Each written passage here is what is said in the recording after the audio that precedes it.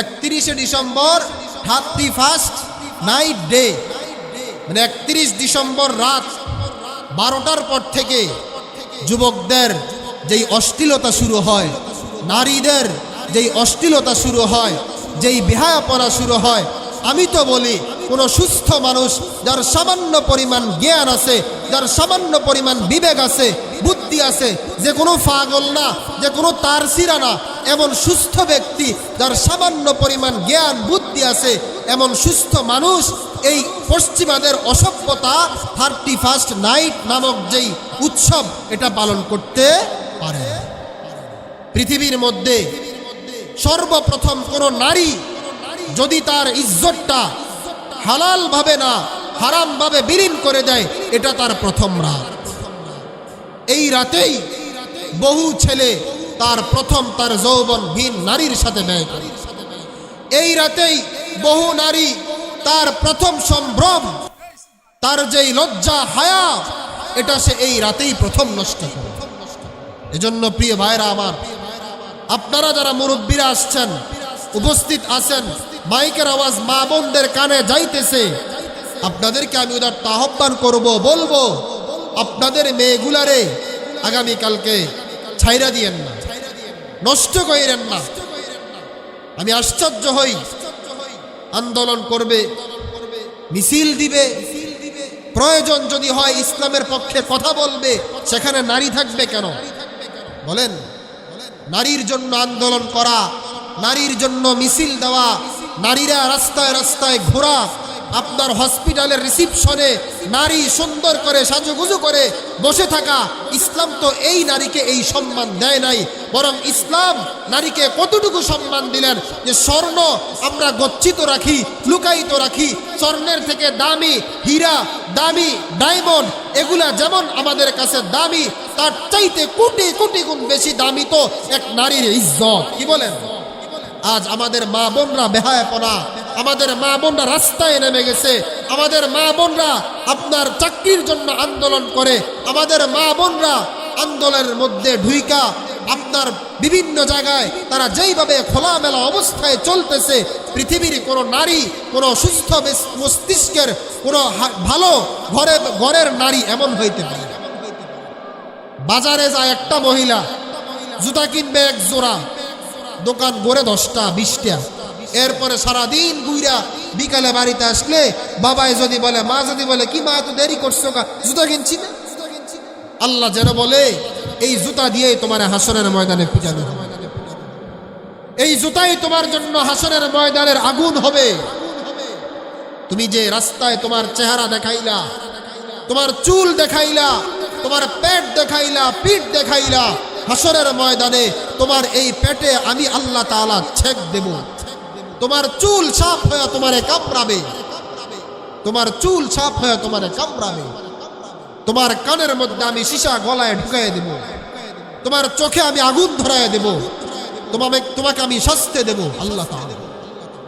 এজন্য মূল কথাটা এটা আপনাদেরকে বলি, প্রতিটা বাবা যারা আছেন, প্রতিটা বড় ভাই যারা আছেন, ছোট ভাইকে, বাবা সন্তানকে আজকে গিয়ে এই নসিহত করবেন, খবরদার আগামীকালকের যেই অসভ্যতামি, আগামীকালকের যেই বেহায়াপনা রাত 12টার পরে শুরু হবে, এই অসভ্যতামির মধ্যে তুমি যাও না।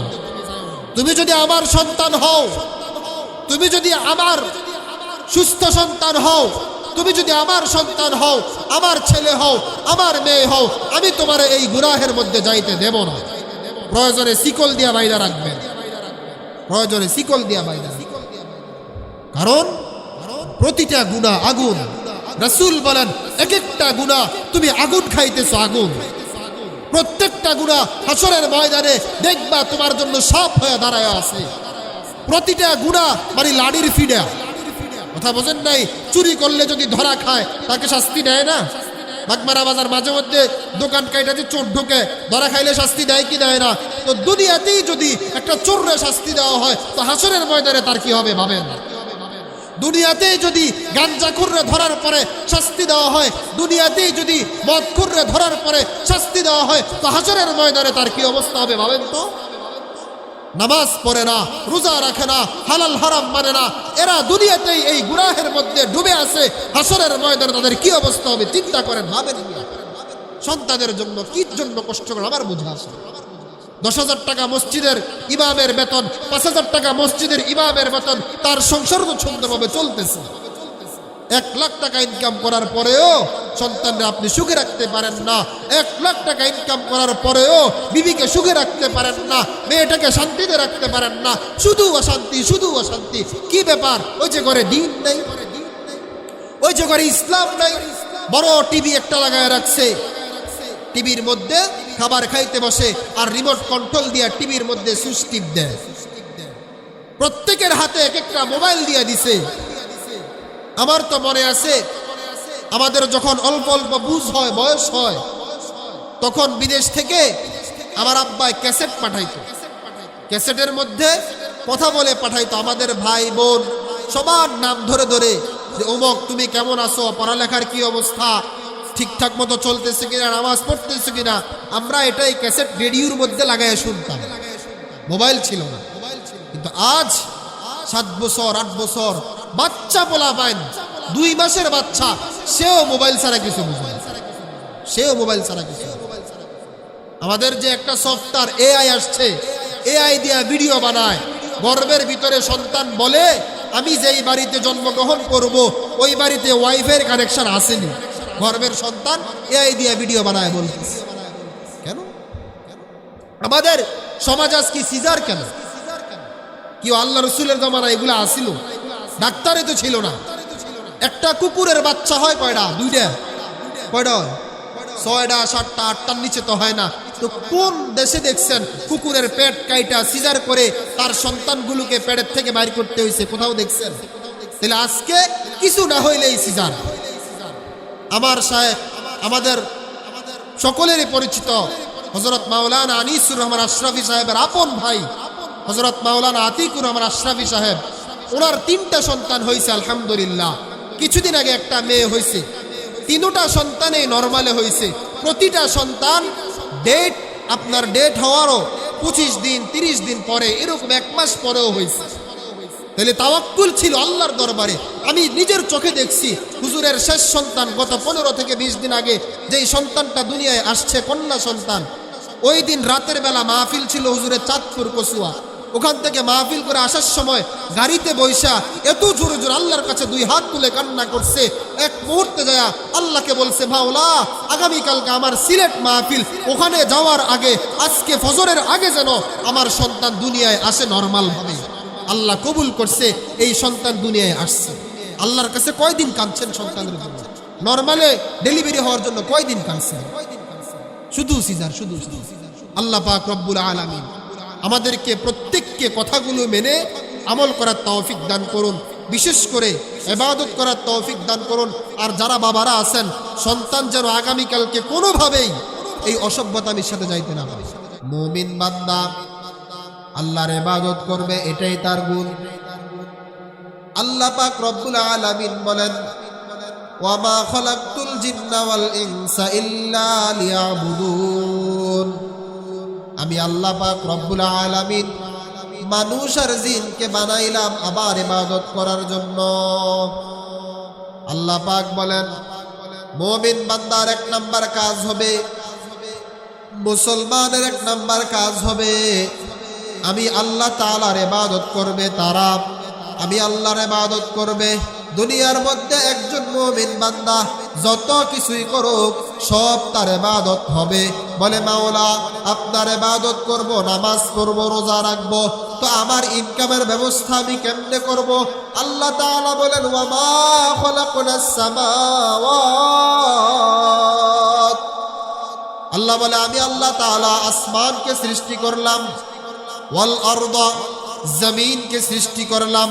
আমার কোন মুমিন বান্দা দুনিয়ার মধ্যে আমি আল্লাহ তাআলার ইবাদত করবে, এটাই তার গুণ। আমার এই বান্দারা আমি আল্লাহ তাআলার ইবাদত করার পরে তারা জীবিকা অর্জন করবে। যদি আমি আল্লাহ তাআলার হুকুম মতো হয়, তারা জীবিকা অর্জন করে, আমার রাসূলের সুন্নত তরিকায় হয়, তো মুমিন বান্দার জীবিকা অর্জন করাটাও ইবাদত। মুমিন বান্দা যদি ঘুমাইতে গিয়া আল্লাহ রসুল সাল্লাল্লাহু আলাইহি ওয়াসাল্লামের সুন্নত তরিকায় ঘুমায়, তো মুমিন বান্দার ঘুমানোটাও ইবাদত। মুমিন বান্দা খানা খাবে, দস্তরখান বিছায় যদি সুন্নত তরিকায় খানা খায়, তো মুমিন বান্দার খানা খাওয়াটাও ইবাদত। এজন্য আল্লাহ রাব্বুল আলামিন বলেন, আমি আল্লাহ তাআলা তোমাদেরকে বানাইলাম আমার ইবাদত করার জন্য। সুতরাং বান্দা আমার ইবাদত বাদ দিয়া বাজারে গিয়ে সেজদা দিও না, আমার ইবাদত বাদ দিয়া শিরিক কইরো না, আমার ইবাদত বাদ দিয়া কোনো পীরের পায়ে যায় সেজদা দিবা না, আমার ইবাদত বাদ দিয়া কোনো পীরের কাছে গিয়া বলবা না বাবা একটা সন্তান দেন। বলে কি বলে না? সন্তান দেওয়ালা একমাত্র আল্লাহ, সন্তান না দেওয়ালাও একমাত্র আল্লাহ। ছেলে সন্তান দেওয়ার মালিকও আল্লাহ, মেয়ে সন্তান দেওয়ার মালিকও আল্লাহ। সন্তান না দেয় না কাউকে, সন্তান একেবারেই দেয় না, এটারও মালিকও আল্লাহ। আল্লাহ বলে ইব্রাহিম আলাইহিস সালাতু ওয়াস সালামকে 80 বছর বয়সে সন্তান আমি আল্লাহই তো দিলাম। মারিয়াম আলাইহিস সালাতু ওয়াস সালামের গর্ভে বাবা ছাড়া সন্তান আমি তো দিলাম। কি বলেন? সন্তান দেয় একমাত্র আল্লাহ, ছেলেও দেয় আল্লাহ, মেয়েও দেয় আল্লাহ। সন্তান ছেলেও দেয় না, মেয়ে দেয় না, তিনিও আল্লাহ। এজন্য ইবাদত হবে কার? বলেন, আল্লাহর ইবাদত হবে কার? আল্লাহর ইবাদত যদি কোনো বান্দা করে, দুনিয়াতে আল্লাহ তাআলা তাকে কি দিবে? আল্লাহ তাআলা কোরআনে কারীমের মধ্যে বলেন, ফালিয়াবুদু রাব্বা হাযাল বাইত। আল্লাহ তাআলা বলেন ফালিয়াবুদু রাব্বা হাযাল বাইত। তোমরা আমি আল্লাহ তাআলার ইবাদত করো। আমি আল্লাহ তাআলার ইবাদত যদি তোমরা করো, তোমাদেরকে দুইটা জিনিস দেওয়া হবে। বলেন কয়টা? এক নাম্বার আল্লাযী আত'আমাহুম মিন জু', দুই নাম্বার ওয়া আমানাহুম মিন খাউফ। আল্লাহ বলে তোমরা যদি আমি আল্লাহর ইবাদত করো, তোমাদেরকে এক নাম্বারে দিব আত'আমাহুম মিন জু', অর্থাৎ যখন তোমাদের ক্ষুধা লাগবে আমি আল্লাহ তাআলা তোমাদেরকে খাওয়াবো। দুই নাম্বার, যখন তোমরা ভয় পাইবা আমি আল্লাহ তাআলা তোমাদেরকে নিরাপত্তা দেব। আল্লাহর ইবাদত করলে আল্লাহ কয়টা জিনিস দেয় বলেন? দুইটা। এক নাম্বার ক্ষুধা লাগলে খানা দেয়, দুই নাম্বার ইবাদত, দুই নাম্বার ভয় লাগলে নিরাপত্তা দেয়। সবচাইতে বড় ভয়টা কোন সময় লাগবে?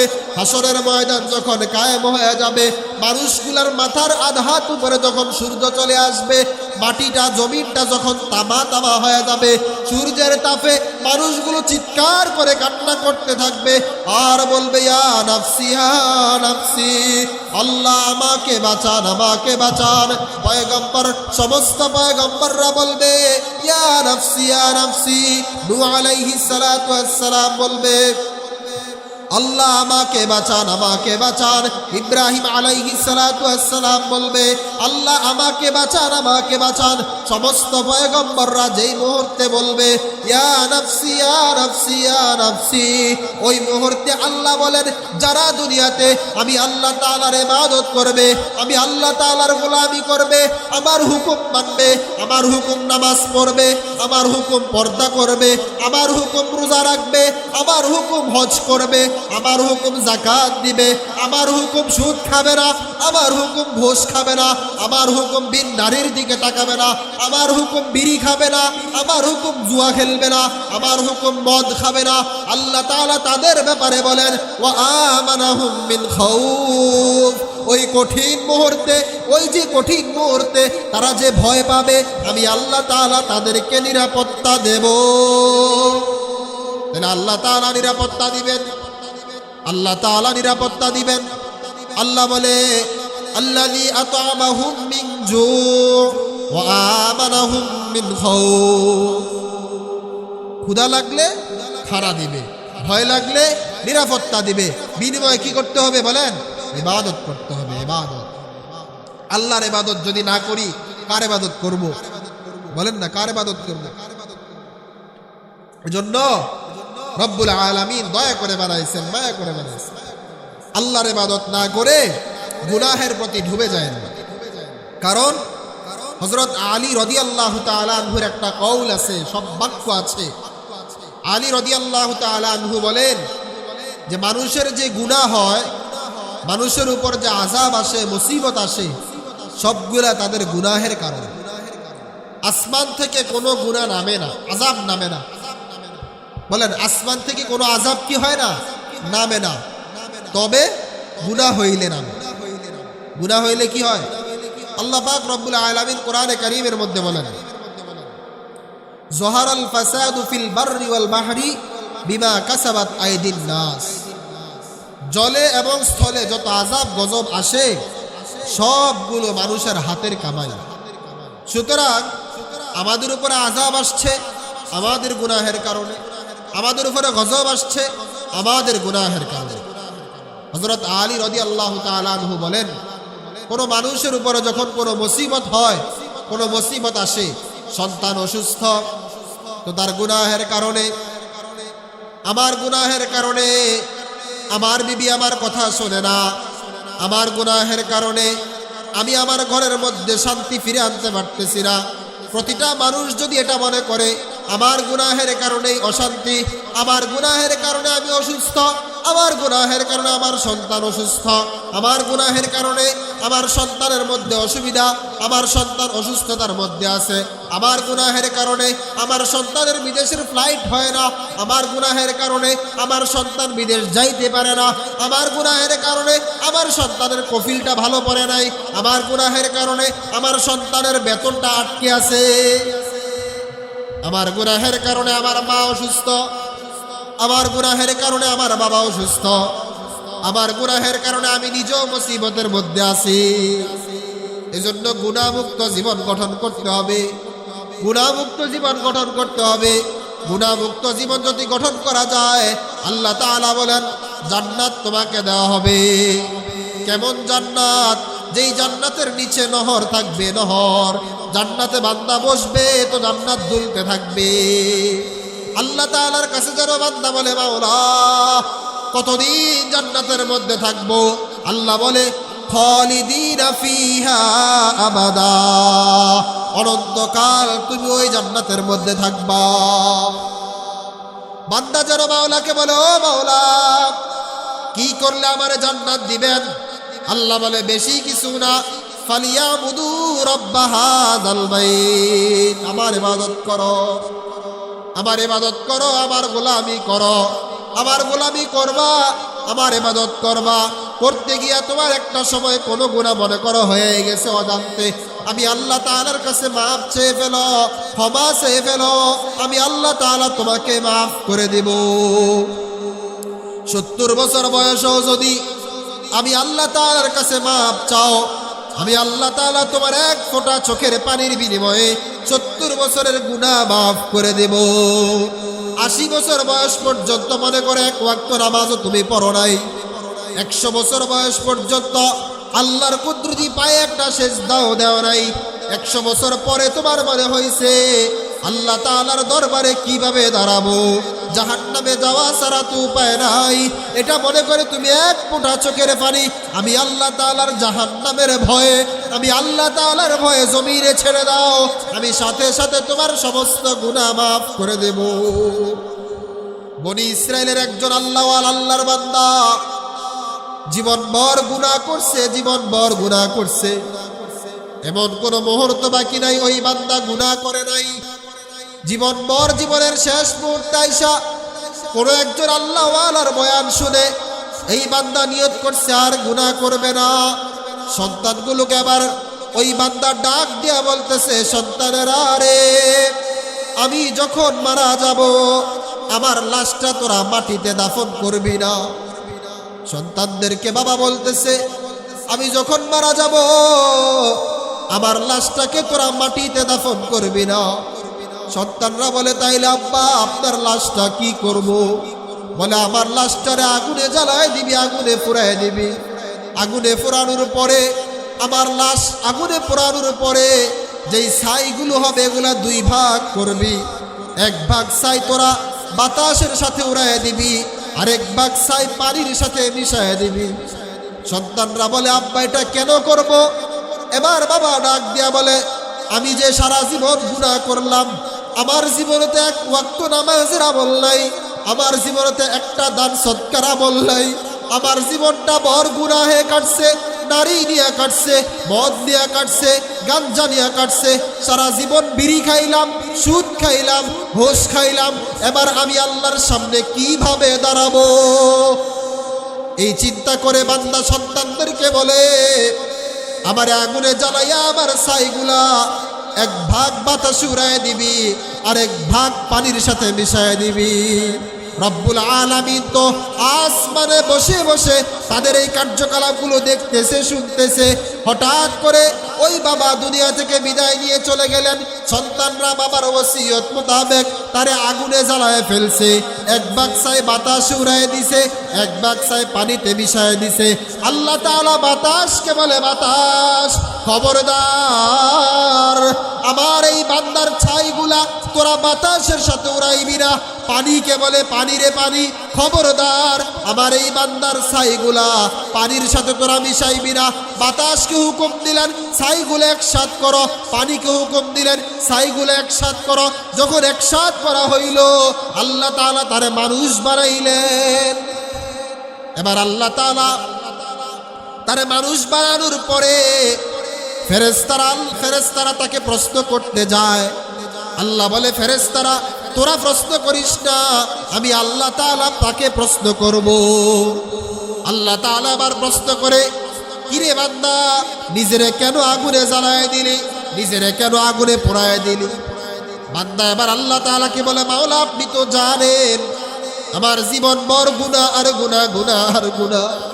আমি এক ওয়াক্ত নামাজ পড়ি নাই, আমি একটা দিন আপনার কুদরতি পায়ে সেজদা দেই নাই, আমি একদিনও কোনো দান সৎকার আমল করি নাই, একটা টাকাও কোনো গরিব মানুষকে দেই নাই।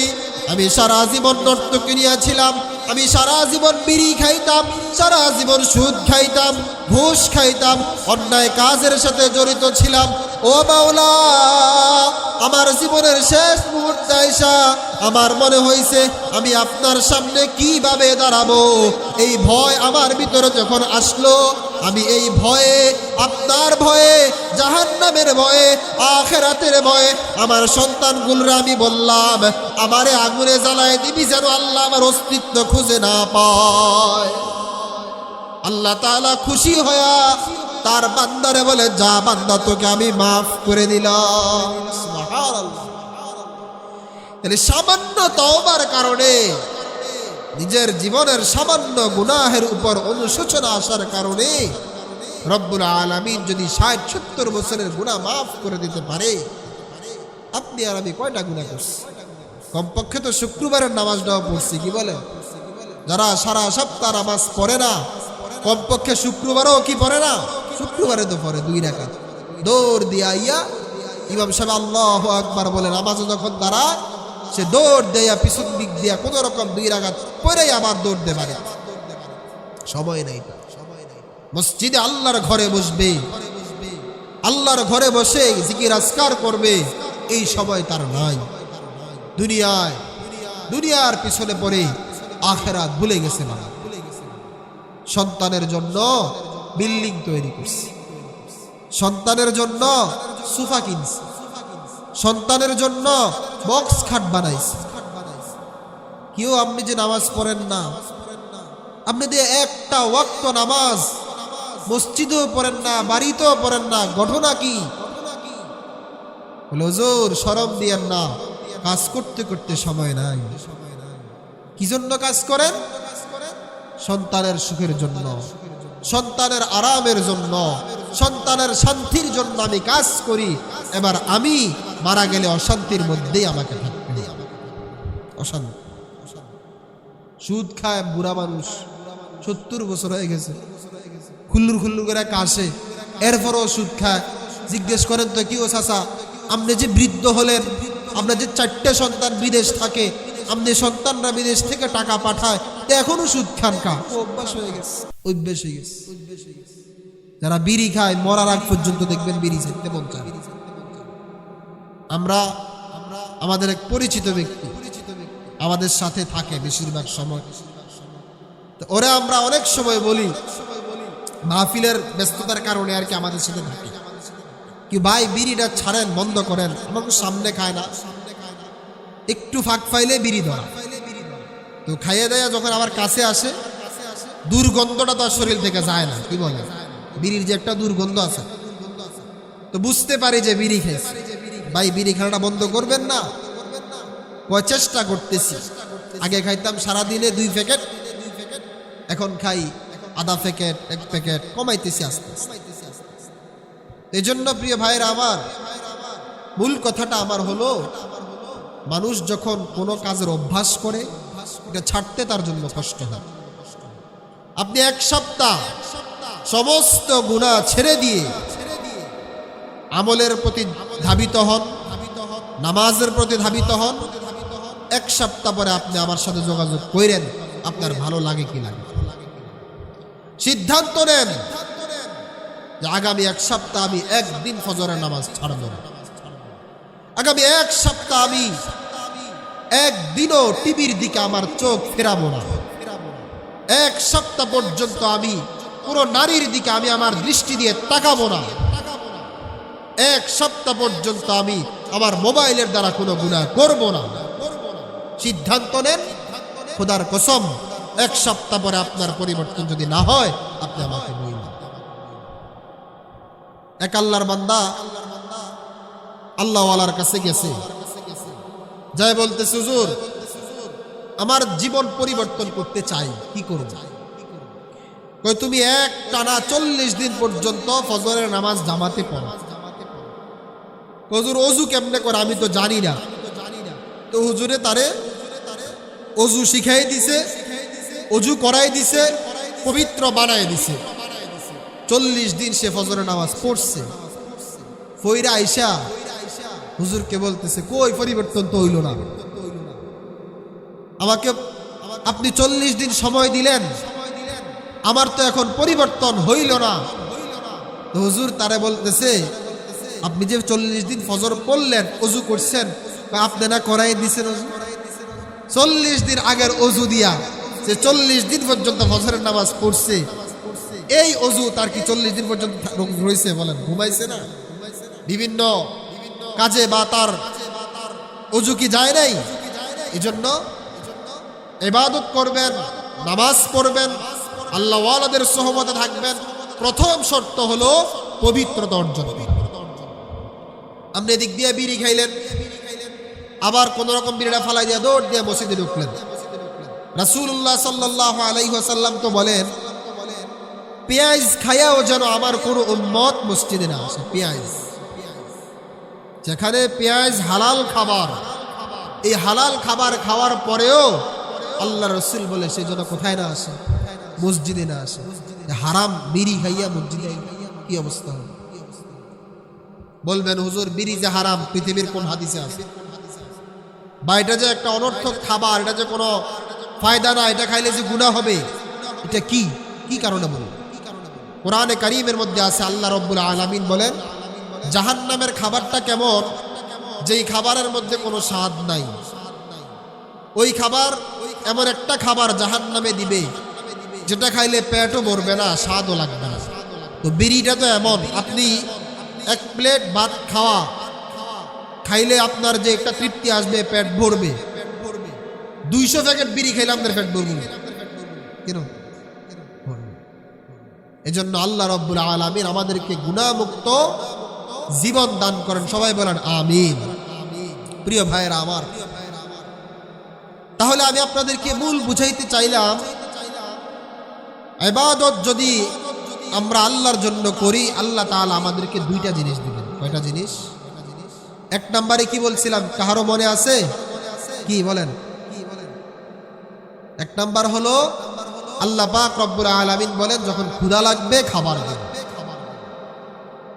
বিপদে বললে আল্লাহ সহযোগিতা করেন। তাহলে আপনি সন্তানকে বিদেশের লাইন দিয়েছেন, 2 বছর পর্যন্ত হচ্ছে না। এই 2 বছর পর্যন্ত আপনি কতবার ট্রাভেলসে গেলেন, ঢাকা শহর গেলেন, যারা নেতা আছে তাদের কাছে গেলেন, কিভাবে কি করা দরকার, কয়দিন আল্লাহর কাছে আসছেন? কয়দিন আইসা বলছেন, মাওলা সন্তানের জন্য তো লাইন দিলাম, হইতেছে না, আপনি ব্যবস্থা করে দেন। সন্তানের জন্য ব্যবস্থা করার জন্য আল্লাহর কাছে একদিনও চালিয়ে না, নিজের জন্যই তো চাই না আমরা। অথচ আল্লাহ তাআলা কোরআনে বলে, কু আনফুসাকুম ওয়া আহলিকুম নার, নিজে জাহান্নাম থেকে বাঁচো, অপরকে জাহান্নাম থেকে বাঁচাও। জাহান্নামটা অনেক ভয়ঙ্কর, অনেক ভয়ঙ্কর। কতটা ভয়ঙ্কর? রাসূলুল্লাহ সাল্লাল্লাহু আলাইহি ওয়াসাল্লাম মেরাজে যখন গেলেন, যাওয়ার পরে আল্লাহ তাআলার রাসূল একটা শব্দ পাইলেন কানে। জিবরাইল আলাইহিস সালাতু ওয়াস সালামকে রাসূলুল্লাহ সাল্লাল্লাহু আলাইহি ওয়াসাল্লাম বললেন, এ জিবরাইল, এই যে শব্দটা পাইলাম এটা কিসের শব্দ? হযরত জিবরাইল আলাইহিস সালাতু ওয়াস সালাম বলে, ৭০,০০০ বছর আগে জাহান্নামের উপর থেকে একটা কঙ্কর নিক্ষেপ করা হইল। আজ ৭০,০০০ বছর পরে গায়া জাহান্নামের তলদেশে কঙ্করটা ঠেকছে, এটার শব্দ পাইলেন। জাহান্নামের সর্বপ্রথম যে জাহান্নামীদের জাহান্নামের আযাব হবে, সেটা হবে তাদেরকে জাহান্নামের মধ্যে আল্লাহ তাআলা ফেলে দিবেন। কতদিন পর্যন্ত জাহান্নামী বান্দা জাহান্নামে থাকবে? জাহান্নামী বান্দা জাহান্নামের মধ্যে কতদিন পর্যন্ত থাকবে? এই হাদিস থেকে বোঝা যায় কমপক্ষে ৭০,০০০ বছর পর্যন্ত জাহান্নামী বান্দা জাহান্নামের মধ্যে জ্বলতেই থাকবে, জ্বলতেই থাকবে। ৭০,০০০ বছর পর আবার জাহান্নামী বান্দা নিচ থেকে উপরের দিকে উঠবে, উঠতে উঠতে আরো ৭০,০০০ বছর পর্যন্ত জ্বলবে। জাহান্নামী বান্দা জাহান্নামের মধ্যে থাকবে। কোরআনে কারীমের সূরা নাবার মধ্যে আছে, লাবিসিনা ফিহা আহকাবা। কতদিন পর্যন্ত জাহান্নামী বান্দা জাহান্নামে থাকবে সে কল্পনাও করতে পারবে না। দুনিয়ার কারাগারে যদি যাবজ্জীবন হয়, ৩০ বছর পরে মারা গেলে তো আযাব শেষ। দুনিয়ার কারাগারে তো একটু সময়ের জন্য ঘুমাইতে দেওয়া হয়, দুনিয়ার কারাগারে তো একটু সময়ের জন্য খাইতে দেওয়া হয়। দুনিয়ার কারাগারে কথা শোনা যায় না? শোনেন, মাইক লিখবেন। দুনিয়ার কারাগারে তো একটু সময়ের জন্য শান্তি দেওয়া হয়, আরাম দেওয়া হয়। দুনিয়ার কারাগারে তো দুনিয়ার কারাগারে তো আপনি যদি জজের কাছে কোনো আপিল করে কোনো কিছু চান দেওয়া হয়, কিন্তু জাহান্নামের মধ্যে ১ মিনিটের জন্য কোনো সুখ নাই, ১ মিনিটের জন্য কোনো শান্তি নাই, ১ মিনিটের জন্য কোনো আরাম নাই। জাহান্নামী বান্দা জাহান্নামে জ্বলতে থাকবে, জ্বলতে জ্বলতে এক পর্যায়ে মাওলাকে বলবে, ও মাওলা, আমাকে জাহান্নামের মধ্যে আপনি কেন জ্বালাইতেছেন? আল্লাহ তাআলা জাহান্নামী বান্দাদেরকে ডাক দেয়া বলবে, জাযাআও ওয়িফাকা। দুনিয়াতে আলেমরা বলছিল নামাজি হও, তুমি নামাজ পড়ো নাই। আলেমরা বলছিল আল্লাহওয়ালার প্রতি কাছে কাছে আসো, তুমি আসো নাই। দুনিয়ার মধ্যে তুমি কোনো গুনাহের কাজ ছাড়ো নাই, শুধু গুনাহ করছো, শুধু গুনাহ করছো, শুধু গুনাহ করছো। জাহান্নামী বান্দা জাহান্নামে জ্বলবে আর মাওলার কাছে চিৎকার করে কাঁদবে। এজন্য প্রিয় ভাইরা আমার, যখন জাহান্নামী বান্দা জাহান্নামে জ্বলতে থাকবে, জ্বলতে থাকবে, এক সময়ে যায়া আল্লাহ তাআলা জাহান্নামী বান্দাকে ডাক দেয়া বলবে, আলাম ইয়াতিকুম নাযির, তোমাদের কি কেউ কোনো সতর্ককারী তোমাদের কাছে কি যায় নাই? তোমাদের কি বলে নাই নামাজ না পড়লে কি শাস্তি? তোমাদের কি বলে নাই সুদ খাইলে কি শাস্তি হবে, ঘুষ খাইলে কি শাস্তি হবে, অন্যায় করলে কি শাস্তি হবে? তারা বলবে, কলু, তারা বলবে, বালা, অবশ্যই বলছিল, কিন্তু কদ জাআনা নাযির, আমাদের কাছে তো আসছিল ভয় প্রদর্শনকারী ব্যক্তিরা, আমাদের কাছে তো আসছিল ভয় প্রদর্শনকারী ব্যক্তিরা, ভয় দেখাইছিল, জাহান্নামের কথা বলছিল, তো আমরা কি করলাম? ফাকাজ্জাবনা, আমরা এটারে মিথ্যা মনে করছি। কোরআনের কথা, ফাকাজ্জাবনা, আমরা মিথ্যা মনে করলাম। وقلنا ما نزل الله من شيء إن أنتم إلا في ضلال كبير। এবার আফসোস করে আর কোনো লাভ হবে না, কান্না করেও আর কোনো লাভ হবে না। সুযোগ তো আল্লাহ একবারে দিলেন, ওই সময় তো কাজে লাগাইতে পারলেন না সুযোগ। আল্লাহ দুনিয়ার মধ্যে আপনারা আমারে পাঠায় দিয়া এতভাবে বুঝাইলেন, বললেন গুনাহ ছাড়ো, ছাড়লেন না। সুদ খায় না, সুদের উপরে রইলেন, এত কিছু করলেন। হ্যাঁ, এজন্য প্রিয় ভাইয়েরা আমার, আপনাদেরকে বলি, আল্লাহ যেন আমাদেরকে গুনাহমুক্ত জীবন দান করে, বলেন আমিন। আমার আলোচনা শেষ, কিন্তু আমাদের বছর শেষ, আগামীকালকেই 31শে ডিসেম্বর। কয় তারিখ? এটা কি আপনারা মুরব্বীরা হয়তো জানেন না, যুবক ভাইরা ভালো করে জানে 31শে ডিসেম্বর এটা কি। 31শে ডিসেম্বর 31st নাইট ডে, মানে 31 ডিসেম্বর রাত 12টার পর থেকে যুবকদের যেই অশ্লীলতা শুরু হয়, নারীদের যেই অশ্লীলতা শুরু হয়, যেই বেহায়াপনা শুরু হয়, আমি তো বলি কোন সুস্থ মানুষ, যার সামান্য পরিমাণ জ্ঞান আছে, যার সামান্য পরিমাণ বিবেক আছে, বুদ্ধি আছে, যে কোনো পাগল না, যে কোনো তারসিরা না, এমন সুস্থ ব্যক্তি যার সামান্য পরিমাণ জ্ঞান বুদ্ধি আছে, এমন সুস্থ মানুষ এই পশ্চিমাদের অসভ্যতা 31st নাইট নামক যেই উৎসব, এটা পালন করতে পারে। পৃথিবীর মধ্যে সর্বপ্রথম কোন নারী যদি তার ইজ্জতটা হালাল ভাবে না হারাম ভাবে বিলীন করে দেয়, এটা তার প্রথম রাত। এই রাতেই বহু ছেলে তার যৌবন ভিন নারীর সাথে ব্যয় করে। এই রাতেই বহু নারী তার প্রথম সম্ভ্রম, তার যেই লজ্জা হায়া, এটা সে এই রাতেই প্রথম নষ্ট করে। এজন্য প্রিয় ভাইরা আমার, আপনারা যারা মুরব্বীরা আসছেন, উপস্থিত আছেন, মাইকের আওয়াজ মা বোনদের কানে যাইতেছে, আপনাদেরকে আমি উদারতা আহ্বান করব, বলবো আপনাদের মেয়েগুলারে আগামীকালকে ছাইরা দিয়েন না, নষ্ট করেন না। আমি আশ্চর্য হই, আন্দোলন করবে, মিছিল দিবে, প্রয়োজন যদি হয় ইসলামের পক্ষে কথা বলবে, সেখানে নারী থাকবে কেন বলেন? নারীর জন্য আন্দোলন করা, নারীর জন্য মিছিল দেওয়া, নারীরা রাস্তায় রাস্তায় ঘোরা, আপনার হসপিটালের রিসিপশনে নারী সুন্দর করে সাজুগুজু করে বসে থাকা, ইসলাম তো এই নারীকে এই সম্মান দেয় নাই। বরং ইসলাম নারীকে কতটুকু সম্মান দিলেন যে স্বর্ণ আমরা গচ্ছিত রাখি, লুকায়িত রাখি, স্বর্ণের থেকে দামি হীরা, দামি ডায়মন্ড, এগুলা যেমন আমাদের কাছে দামি, তার চাইতে কোটি কোটি গুণ বেশি দামি তো এক নারীর ইজ্জত। কি বলেন? আজ আমাদের মা বোনরা বেহায়াপনা, আমাদের মা বোনরা রাস্তায় নেমে গেছে, আমাদের মা বোনরা আপনার চাকরির জন্য আন্দোলন করে, আমাদের মা বোনরা আন্দোলনের মধ্যে ঢুইকা আপনার বিভিন্ন জায়গায় তারা যেইভাবে খোলামেলা অবস্থায় চলতেছে, পৃথিবীর কোনো নারী, কোনো সুস্থ মস্তিষ্কের, কোনো ভালো ঘরের নারী এমন হইতে পারে। বাজারে যায় একটা মহিলা, জুতা কিনবে এক জোড়া, দোকান গড়ে 10টা 20টা, এরপরে সারাদিন ঘুরা বিকালে বাড়িতে আসলে বাবাই যদি বলে, মা যদি বলে, কি মা এত দেরি করছো, জুতা কিনছি না।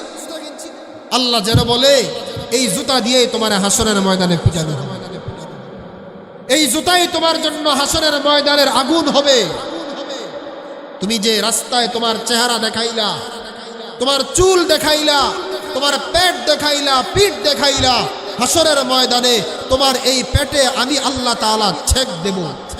তোমার চুল সাফ হয়ে তোমারে কামড়াবে, তোমার চুল সাফ হয়ে তোমারে কামড়াবে, তোমার কানের মধ্যে আমি সীসা গলায় ঢুকাই দেব, তোমার চোখে আমি আগুন ধরায় দেব, তোমাকে আমি শাস্তি দেব আল্লাহ তাআলা।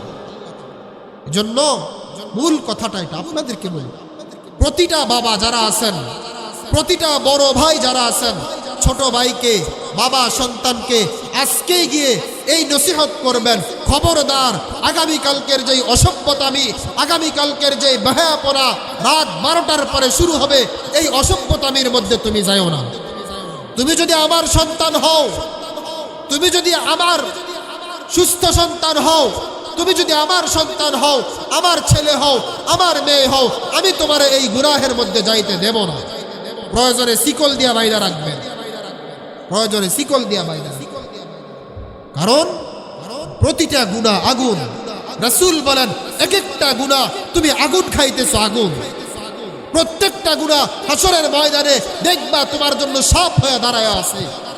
প্রতিটা গুনাহ মানে লাড়ির ফিডা। কথা বোঝেন নাই? চুরি করলে যদি ধরা খায় তাকে শাস্তি দেয় না? বাগমারা বাজার মাঝে মধ্যে দোকান কাইটাতে চোর ঢোকে, ধরা খাইলে শাস্তি দেয় কি দেয় না? তো দুনিয়াতেই যদি একটা চোররে শাস্তি দেওয়া হয় তো হাসরের ময়দানে তার কি হবে ভাবেন? দুনিয়াতেই যদি গাঞ্জাখুররে ধরার পরে শাস্তি দেওয়া হয়, দুনিয়াতেই যদি মদখুররে ধরার পরে শাস্তি দেওয়া হয় তো হাসরের ময়দানে তার কি অবস্থা হবে ভাবেন তো? নামাজ পড়ে না, রোজা রাখে না, হালাল হারাম মানে না, এরা দুনিয়াতেই এই গুনাহের মধ্যে ডুবে আছে, হাসরের ময়দানে তাদের কি অবস্থা হবে চিন্তা করেন, ভাবেন। সন্তানের জন্য কি জন্য কষ্ট করে আমার বোঝা আসে। 10,000 টাকা মসজিদের ইমামের বেতন, 5,000 টাকা মসজিদের ইমামের বেতন, তার সংসার তো সুন্দরভাবে চলতেছে। 1 লাখ টাকা ইনকাম করার পরেও সন্তানরা আপনি সুখে রাখতে পারেন না। 1 লাখ টাকা ইনকাম করার পরেও বিবিকে সুখে রাখতে পারেন না, মেয়েটাকে শান্তিতে রাখতে পারেন না, শুধু অশান্তি, শুধু অশান্তি। কি ব্যাপার? ওই যে ঘরে দিন নাই, ওই যে ঘরে ইসলাম নাই। বড় টিভি একটা লাগায় রাখছে, টিভির মধ্যে খাবার খাইতে বসে আর রিমোট কন্ট্রোল দিয়ে টিভির মধ্যে সুইচ টিপ দেয়। প্রত্যেকের হাতে এক একটা মোবাইল দিয়ে দিছে। আমার তো মনে আছে আমাদের যখন অল্প অল্প বুঝ হয়, বয়স হয়, তখন বিদেশ থেকে আমার আব্বাই ক্যাসেট পাঠাইতো। ক্যাসেটের মধ্যে কথা বলে পাঠাইতো আমাদের ভাই বোন সবার নাম ধরে ধরে, যে অমুক তুমি কেমন আছো, পড়ালেখার কি অবস্থা, ঠিকঠাক মতো চলতেছে কিনা, নামাজ পড়তেছে কিনা। আমরা এটাই ক্যাসেট রেডিওর মধ্যে লাগাই শুনতাম, মোবাইল ছিল না। কিন্তু আজ 7 বছর 8 বছর বাচ্চা পোলা পাইন, 2 মাসের বাচ্চা, সেও মোবাইল ছাড়া কিছু বুঝে না, সেও মোবাইল ছাড়া কিছু। আমাদের যে একটা সফটওয়্যার এআই আসছে, এআই দিয়া ভিডিও বানায়। গর্ভের ভিতরে সন্তান বলে আমি যেই বাড়িতে জন্মগ্রহণ করব ওই বাড়িতে ওয়াইফাই কানেকশন আসেনি। গর্ভের সন্তান এআই দিয়া ভিডিও বানায় বলতেছে। কেন? আমাদের সমাজ আজ কি সিজার কেন? কি আল্লাহ রসুলের জামানায় এগুলো আসিল? ডাক্তারে তো ছিল না। একটা কুকুরের বাচ্চা হয় কয়টা? 2টা। কয়টা হয়? 6টা 7টা 8টার নিচে তো হয় না। তো কোন দেশে দেখছেন কুকুরের পেট কাইটা সিজার করে তার সন্তানগুলোকে পেটের থেকে বাইর করতে হয়েছে? কোথাও দেখছেন? তাহলে আজকে কিছু না হইলেই সিজার। আমার সাহেব, আমাদের সকলেরই পরিচিত হযরত মাওলানা আনিসুর রহমান আশরাফি সাহেবের আপন ভাই হযরত মাওলানা আতিকুর রহমান আশরাফি সাহেব, ওনার 3টা সন্তান হয়েছে আলহামদুলিল্লাহ। কিছুদিন আগে একটা মেয়ে হয়েছে। 3টা সন্তানই নরমালে হয়েছে। প্রতিটা সন্তান ডেট হওয়ারও 25 দিন 30 দিন পরে, এরকম 1 মাস পরেও হয়েছে। তাহলে তাওয়াক্কুল ছিল আল্লাহর দরবারে। আমি নিজের চোখে দেখছি হুজুরের শেষ সন্তান গত 15 থেকে 20 দিন আগে যেই সন্তানটা দুনিয়ায় আসছে, কন্যা সন্তান, ওই দিন রাতের বেলা মাহফিল ছিল হুজুরের চাঁদপুর কসুয়া। ওখান থেকে মাহফিল করে আসার সময় গাড়িতে বৈশা এত জোরে জোরে আল্লাহর কাছে 2 হাত তুলে কান্না করছে। এক মুহূর্তে যায় আল্লাহকে বলছে, মাওলা আগামীকালকে আমার সিলেট মাহফিল, ওখানে যাওয়ার আগে আজকে ফজরের আগে যেন আমার সন্তান দুনিয়ায় আসে নরমাল ভাবে। আল্লাহ কবুল করছে, এই সন্তান দুনিয়ায় আসছে। আল্লাহর কাছে কয়দিন কাঁদছেন সন্তানের জন্য? নরমালে ডেলিভারি হওয়ার জন্য কয়দিন কাঁদছেন? শুধু সিজার, শুধু সিজার। আল্লাহ পাক রব্বুল আলামিন আমাদেরকে প্রত্যেককে কথাগুলো মেনে আমল করার তৌফিক দান করুন, বিশেষ করে ইবাদত করার তৌফিক দান করুন। আর যারা বাবারা আছেন, সন্তান যেন আগামীকালকে কোনোভাবেই এই অসভ্যতামির সাথে যাইতে না পারে।